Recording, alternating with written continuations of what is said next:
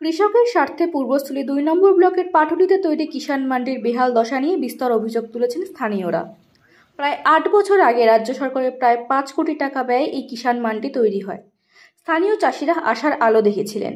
এলাকার উৎপাদিত শাকসবজি পাইকারি ও খুচরো দরে বিক্রি হওয়ার কথা ছিল এই কিষাণ মান্ডিতে। পাশাপাশি এখানে বড় বড় গোডাউন সহ প্রায় ৫০টি দোকানপাট তৈরি করে দেওয়া হয়, যাতে বেকার যুবক যুবতীরা সেখানে ব্যবসা করে স্বাবলম্বী হতে পারে। কিন্তু উদ্বোধনের ৮ বছর পরেও এখানে কৃষকদের শাকসবজির পাইকারি বা খুচরো বাজার গড়ে ওঠেনি বলে অভিযোগ। ক্রেতা বিক্রেতা না আসায় সেখানে ঝোপ জঙ্গলের পাশাপাশি বিষধর সাপের আস্তানা গড়ে উঠেছে।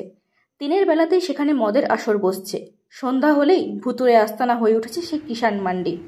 রাতে দুষ্কৃতীদের আড্ডার জায়গা হয়ে উঠেছে এই কিষাণ মান্ডি। এখানে একটা মান্ডি তৈরি করা হয়েছে, সেইভাবে লোকজন বা মার্কেট কিষাণ মান্ডি সেইভাবে মার্কেটে লোক আসে না।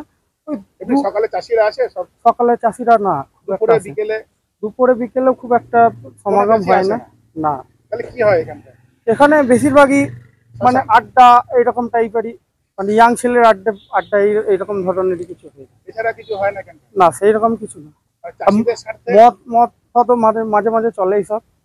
চাষিরা এখানে তাহলে চাষিদের খুব কমই বলতে গেলে, চাষিদের কিছুই হয় না। চাষিদের দেখিই না। যে ঘরগুলো আছে সব ভেঙে চলে যাচ্ছে, এগুলো তো কোনো লোক থাকে না। না, ওই কিছু মান্ডির কাজ হয়, তাছাড়া সেরকম কিছু মানে না, নামেই মান্ডি, আর কিছুই না। আপনার কোথায় বাড়ি? আমার বাড়ি লোকালই বাড়ি, এখানেই বাড়ি। আমার সোমনাথ মন্ডল।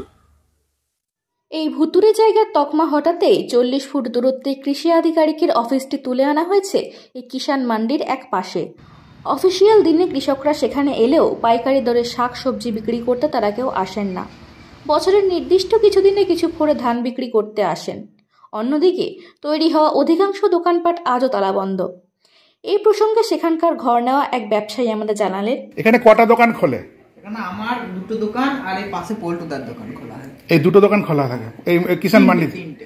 এটাই, আর অন্য কেউ খোলে না? খোলে না, মানে দোকান যা নেওয়া আছে নামে। আচ্ছা, আপনি প্রতিদিন খোলেন? আমার দোকান। আর পল্টুদা খোলে? কি নাম আপনার? আমার শুভঙ্কর বিশ্বাস। কি দোকানের নাম? এস&এস কম্পিউটার। আমার দুটো ঘর, সামনে একটা প্লট আর এই প্লটটা, এই দুটো ঘর। আর এই পল্টুদার। আচ্ছা, এখানে কি যারা চাষি ফাঁসি আসে তারা কি দোকান টোকান, চাষিরা আসে সকালে? এই অফিস আসে না, বলছি চাষিরা যে সবজি টবজি নিয়ে আসে? না না না, আসে না। কোনো সব চাষি কোনো সবজি কোনো কিছু ফুল বন্ধ মনে করুন মান্ডি। মানে চালু হওয়ার পর থেকে এগুলো আর হয়নি খোলা? না না। আপনার বাড়ি কি এখানে? আমার বাড়ি শ্রীরামপুর। আচ্ছা, ঠিক আছে। দীর্ঘকাল আগে তৈরি হওয়া পূর্বস্থলী ২ নম্বর ব্লকের এই কিষাণ মান্ডি নিয়ে স্থানীয় এক জনপ্রতিনিধি আমাদের বললেন, এখানটা অ্যাকচুয়ালি এইটা কিষাণ মান্ডি পূর্বস্থলী ২ নম্বর ব্লকে। এটা বিগত ৮ থেকে ১০ বছর হলো এটা স্থাপিত হয়েছে, লক্ষ লক্ষ টাকা খরচ করে। এখানে যত রকমের কোনো রকমের কৃষকের পও নেই এই জায়গাটা। হ্যাঁ, আজ পর্যন্ত কোনোদিন আমরা কৃষক দেখিনি। সকালে এসে বসে? কোনো সময়, কোনো সকাল সন্ধ্যে রাত্রে কোনো সময় দেখি না। কোনো আড়তও বসে না, কোনো কিছু ধান চাষি কেউ ওজনও, এখানে টন ৬০ টনের কাঁটা আছে, কোনোদিন ওজনও হতে দেখি না। লোকে গরুর খড় আর কিছু ইলেকট্রনিক্সের দোকান ভাড়া দেওয়া আছে, তারাও ঢোকে না। এখন রীতিমতো এখন পাবলিক প্লেস হয়েছে।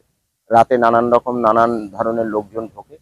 এই হচ্ছে সরকারি বাংলোর আবাস। লক্ষ লক্ষ কোটি কোটি টাকা খরচ করে দরজা জানলা ভেঙে যাচ্ছে, যে যা পারছে খুলে নিয়ে যাচ্ছে।